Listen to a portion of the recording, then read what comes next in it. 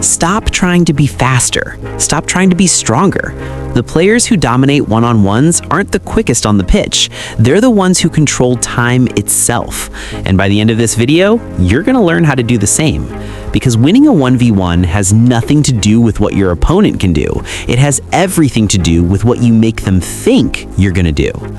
In the next 10 minutes, I'm going to show you the exact system elite attackers use to dismantle defenders in any situation. You're going to learn 4 techniques that don't rely on pace, don't rely on strength, and definitely don't rely on luck. These are the invisible skills that separate Sunday League from scholarship level. And once you understand them, you'll never lose a 1v1 the same way again.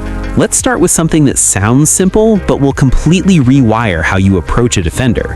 I call it the invitation step. Here's the idea. Before you beat someone, you have to make the move first. Not you, them. Most players rush into a 1v1 trying to execute a skill immediately. Step over, chop, whatever. But the best attackers in the world do the opposite. They pause, they offer space, they invite the defender to commit. And the second that defender lunges, shifts weight, or opens their hips, the duel is already over. Watch Neymar in tight spaces. He doesn't sprint at defenders. He takes a touch, stops almost completely, drops his shoulders slightly to one side, and waits. The defender has to react. They have to guess. And the moment they do, Neymar explodes into the space they just abandoned. It looks like magic, but it's mechanics. You're not beating them with speed, you're beating them with timing. The invitation step works because human reaction time is slower than human decision time. When you force your opponent to make a choice, you're already 2 steps ahead by the time their brain catches up to their body. Here's how you train it. Set up 2 cones about 2 meters apart. Stand in the middle with the ball. A partner stands in front of you as the defender. Your job is to take 1 touch, pause for a full second, then use a simple body feint. Shoulder drop, head fake, anything subtle. The second your partner shifts their weight, explode past them. Do this 50 times. Then do it again, but this time the defender actively tries to stay patient. You'll notice something. Even when they know what you're doing, it still works. Because the body can't help but react to deception. That's neuroscience, not football. And once you feel that rhythm, pause, invite, explode, you'll start seeing gaps that didn't exist before. Remember this, the player who moves second wins first. Now let's talk about something most coaches won't teach you because it sounds too aggressive. I call it the touch violation. This is when you deliberately take your first touch into the defender's space, not away from it. It breaks every instinct you've been taught. You've been told to protect the ball, shield it, keep it close. But elite wingers like Vinicius Jr. do the exact opposite. They push the ball toward the defender's foot, almost like they're daring them to take it. And that single moment of confusion where the defender expects you to retreat but you advance creates a micro gap that didn't exist a second ago. Watch Vinicius against a fullback. He receives the ball facing sideways, and instead of cutting back to safety, he knocks it forward with his first touch, right at the defender's planted leg. The defender has 2 choices: stick the foot out and risk getting nutmegged, or pull the foot back and open their hips. Either way, Vinicius has already won the space. It's psychological warfare. You're forcing your opponent to make a decision under pressure, and pressure creates mistakes. The touch violation works because it reverses the power dynamic. Suddenly, you're the one applying pressure. You're not reacting anymore, you're dictating.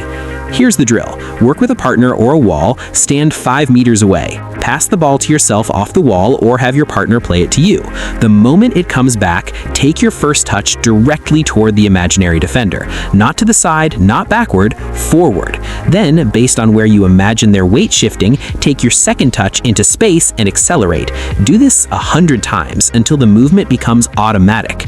You can also practice this in a live 1v1 scenario in a grid no bigger than 5 by 5 meters. The tighter the space, the more effective this technique becomes, because the defender has nowhere to recover. The lesson here is space isn't found, it's created, and sometimes you create it by going where you're not supposed to go. Third technique. This one's a mentality shift as much as a skill. I call it the exit angle. Most players think beating a defender means going past them, but the smartest players don't care about getting past, they care about getting gone. There's a massive difference. Going past someone means you're still in their line of sight, still in their recovery radius. Getting gone means you've eliminated them from the play entirely, and that comes down to one thing: the angle you choose when you make your move. Look at how Arben Robben used to destroy left backs. Everyone knew he was going to cut inside onto his left foot. Everyone.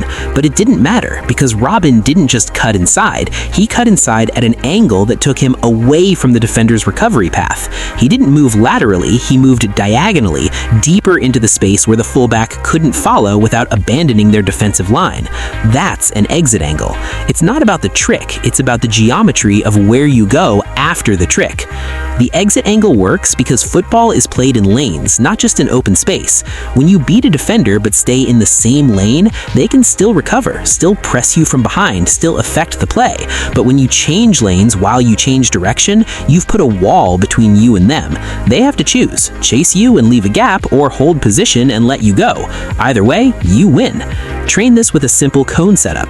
Place one cone as the defender. Start on one side. As you approach, make your move, doesn't matter what it is, but focus on your exit direction. Your first step after the move should take you at a 45-degree angle away from where the cone is. Then sprint 5 meters in that direction. Do it from both sides: left foot, right foot, inside cut, outside cut. The skill doesn't matter, the angle does. You'll start noticing this everywhere when you watch professional games. The best dribblers don't just go around people, they disappear from the play entirely. Here's your line: don't just beat them, erase them. Final technique, and this is the one that ties it all together. I call it the second move principle. It's simple. Your first move sets up your second move, not the other way around. Most players think in single actions, one skill, one outcome, but elite players think in sequences. The first move isn't designed to beat the defender, it's designed to make the second move unstoppable. And once you start thinking this way, you become unreadable. Messi is the master of this. He doesn't do flashy step-overs or elasticos, he does a tiny chop with his left foot, the defender bites, and then he's gone with a second touch in the opposite direction. 2 touches, 2 seconds, game over. The first move was bait, the second move was the kill. The second move principle works because defenders are trained to react to the first action. Their entire job is to read your first touch and adjust. But if your first touch is a lie, their adjustment becomes their mistake. Here's how you embed this into your game. Pick any skill you're comfortable with. A step over, a chop, a fake shot, doesn't matter. Now, every time you do it in training, force yourself to take a second touch immediately after in the opposite direction. Don't stop. Don't admire your work. First move, second move, accelerate.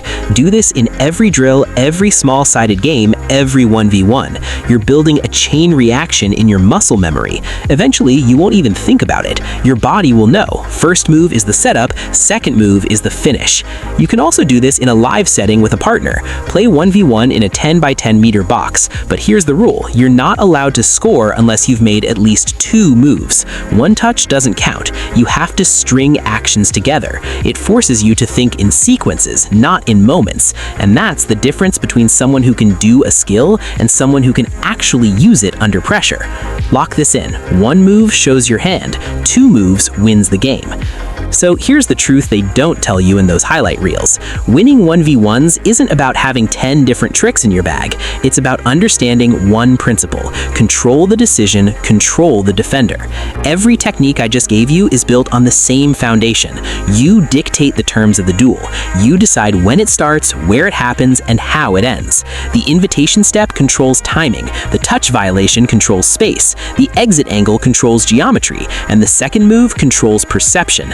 And when you control all 4, you don't just beat defenders, you make them irrelevant. This isn't about being the most talented player on the pitch, it's about being the most intentional. Talent gets you noticed, intention gets you results. And the moment you step onto the field with a plan, with a system, with an understanding of how to manipulate space and time, you stop being just another player. You become a problem that can't be solved. Now take this into your next session. Pick one technique, just one. Work it for a week. Film yourself, watch it back, refine it, and when you're ready, layer in the second one. Build your system. If you want more breakdowns like this, advanced drills, psychological tactics, the stuff that separates academy level from street level, join the community. Link in the description. We've got an ebook dropping next week with 20 drills that will completely rewire your 1v1 game.